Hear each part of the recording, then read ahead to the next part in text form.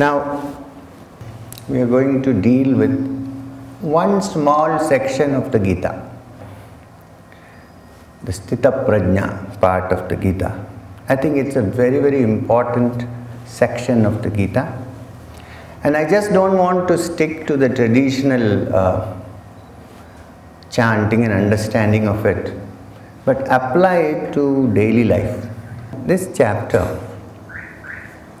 this part called Sthithaprajna in Sankhya Yoga, starting with sloka 54 up to the end of that chapter, is a description of a Sthitaprajna. Sthitaprajna means one whose consciousness or state of mind, let us say, consciousness is too big a word, whose state of mind has become balanced,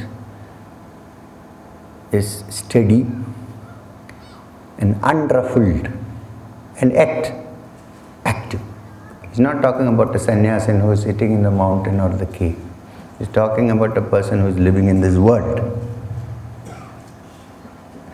If you live in the cave, you cannot understand anything really. I mean, you can go for short periods, like you go to a resort and try to sum up and look at yourself and work out something, but you really know where you stand only when you are in society and in communication with other people.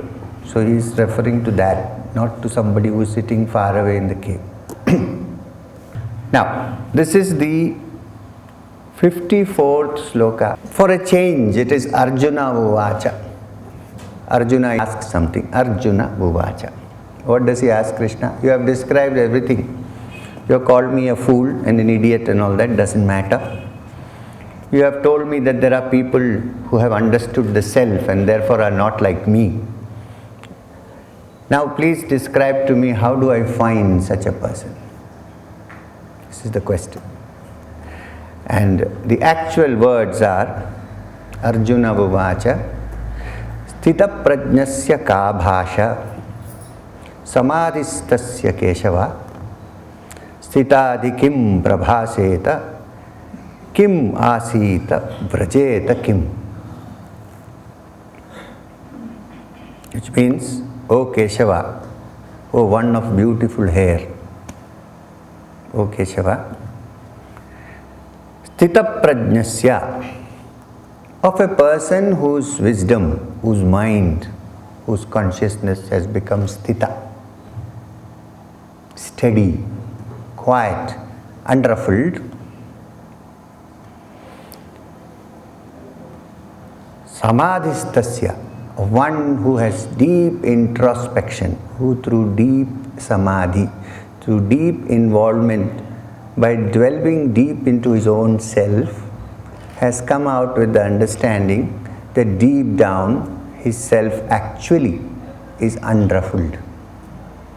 This distinction is important. That is why the word samadhistasya has been used. It's not as if one is trying to control the mind and make it quiet. It is that one, when goes to the core of one's consciousness, one discovers that the nature, the primal nature of the core of the mind is actually quietness. So, such a person. Ka bhasha. What is the description of such a person? How does such a person come across to me? Ka bhasha. How does he look? And what is the description of such a person? Sthitadhi. Dhi means wisdom, mind, intelligence. So, a man of Sthitadhi, that means one whose dhi or wisdom has become absolutely quiet and steady. Kim prabhaseta. How does he speak? Does he speak like us? Or is there some other different way in which he speaks? Kim prabhaseta. Kim asita. How does he sit? Asit. Which means It's not a description of how he sits, whether he's sitting steadily or bent. It means how does he behave? Basically, that is the question. How does he speak? How does he behave? How do others see him? Kim Vrajeta, how does he walk? If you put everything together, O Keshava, what is the description of a person who has attained to steady wisdom and deep introspection? So this is the question that Arjuna is asking Krishna. Then begins again Sri Bhagavan Uvacha. Krishna says, now I shall describe to you. If you still haven't seen, I have been going around with you for so long. If you still haven't seen, let me describe to you. Believe me, this is something that happens everywhere. It is actually so difficult to find out a person of steady wisdom that sometimes you live with one and you don't know. So this is a very important question. And the problem is compounded by the fact that the real Sthitaprajna perhaps doesn't utilize any propaganda machinery to project himself. So you don't know. He may be living as a next door neighbor, you won't discover. Unless he throws everything into your house, then he is not a Sthitaprajna. Okay. Now what does Krishna reply? Sri Bhagavan Vacha says, Prajahati yada kaman sarvan partha manogatan atmani eva atmana tushtaha Sthitaprajnas taduchyate. Partha means, O son of Pritha, Partha, yada, when, manogatan, contained in the mind. I will combine it. Let me go word by word. Contained in the mind. Sarvan kaman, all desires. Prajahati, lets go of. Yada, when. Atmana, by the Atman. Atmani eva, in the Atman only. Tushtaha, satisfied. Tada, then. Sthitaprajna, a man of steady wisdom. Uchyate, one is spoken of as. To put it together, O son of Pritha, O Partha, when all the desires of the heart have been understood, and when all the desires of the heart have been let go of, I am not using the word abandoned, and the spirit, the self, finds joyous satisfaction in itself without any external adjuncts,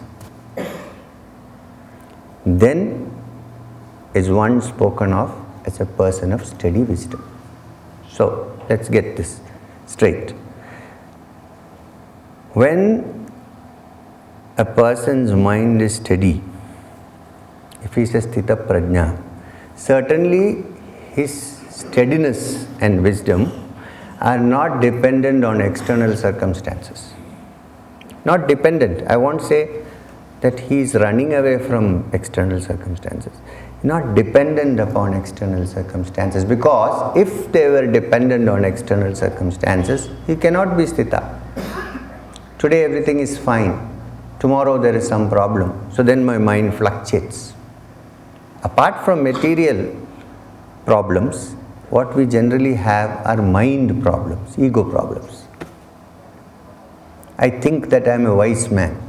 I might even think I am a Sthitaprajna and so on. And then I go out and somebody comes and knocks his scooter into my car. All my Sthitaprajna is gone. I roll down the glass and shout at him. He gives me a slap and calls me a bloody fool. So what happens to my Sthitaprajna at that time? Gone. There is no Sthita, because I am dependent on external circumstances for my steadiness, which is not Sthitaprajna. I am dependent, I have created an image for myself, and I don't want anybody even to make a small dent in that image.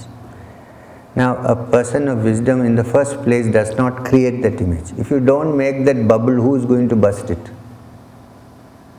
Why? Because independent of external circumstances, there is an element in each one of us. It's not confined to Krishna or Arjuna or this man or that man, every one of us.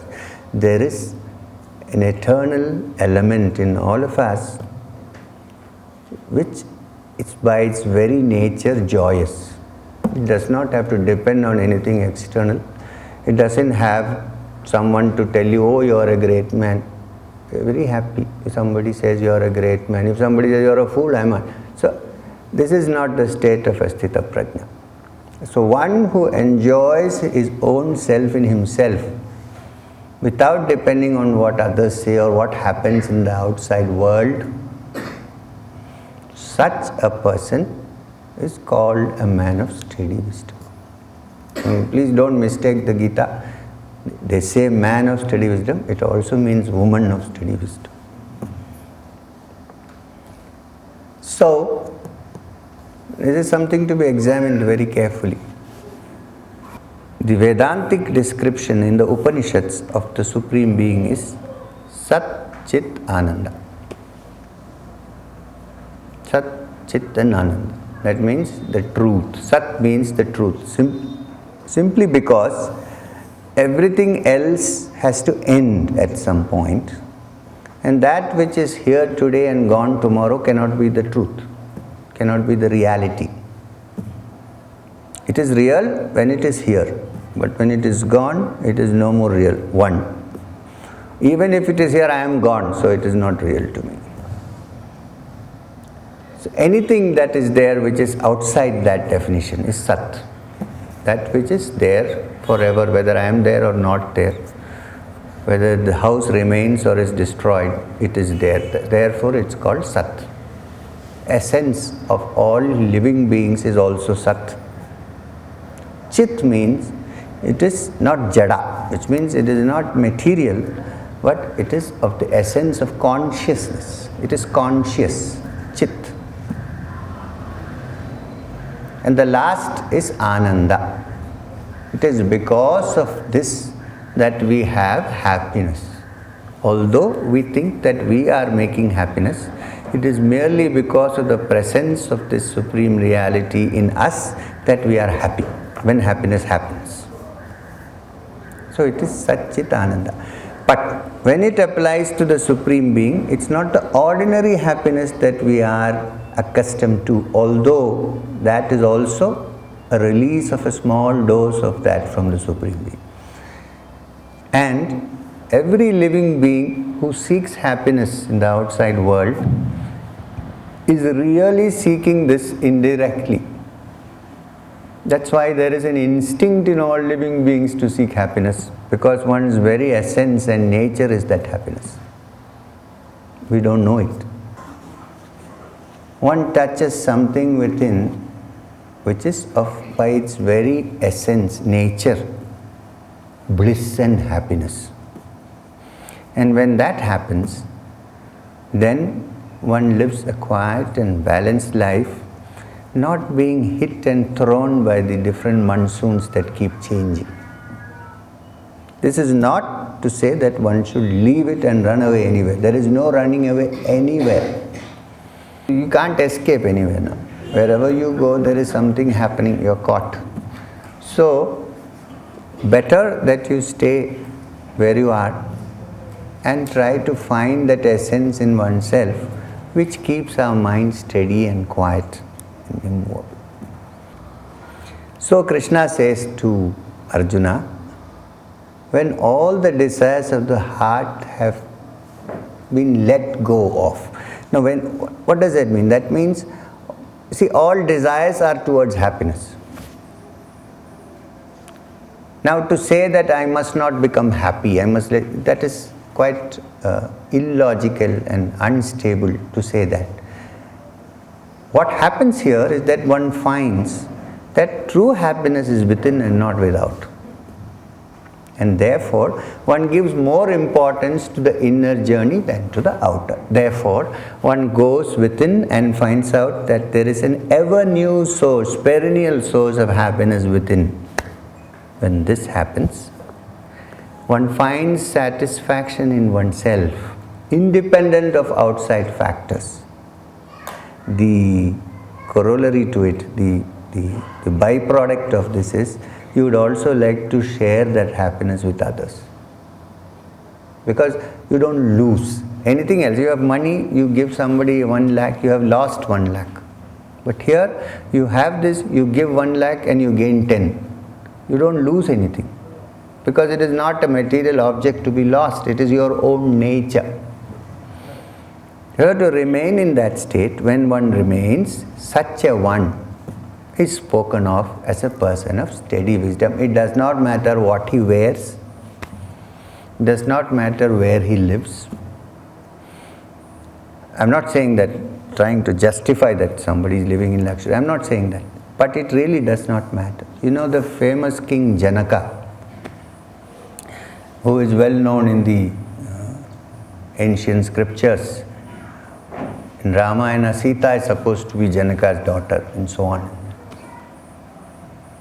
There was the great sage Vyasa, who wanted his son Sukadeva, who is supposed to be a person who was more spiritually advanced than Vyasa himself, than the father.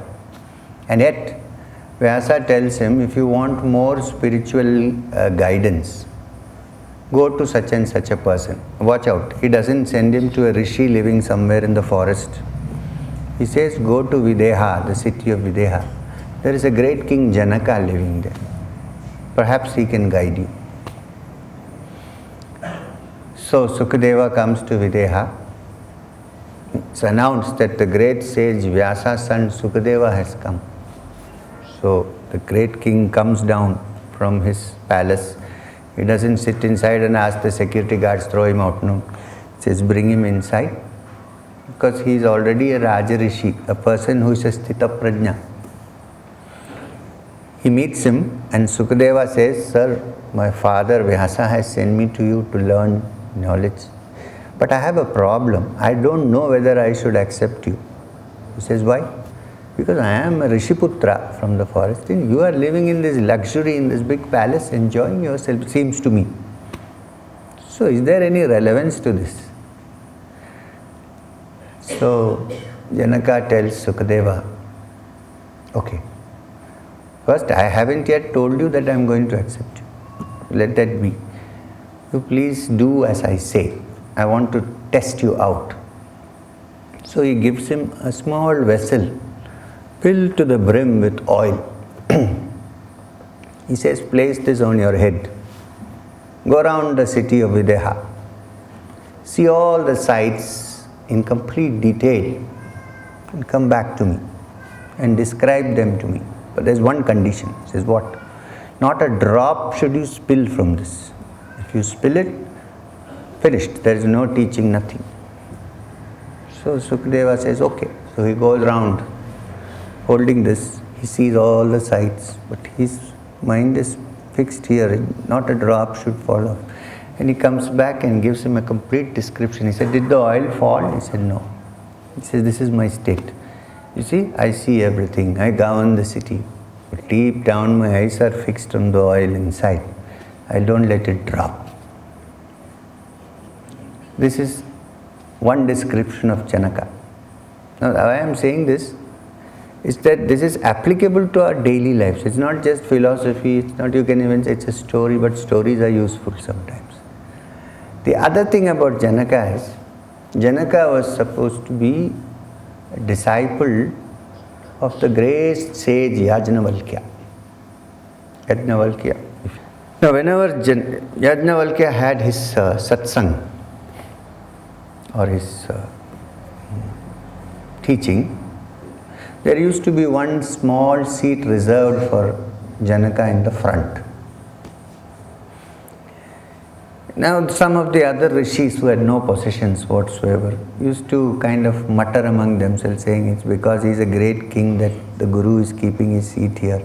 So he is giving him too much importance and so on.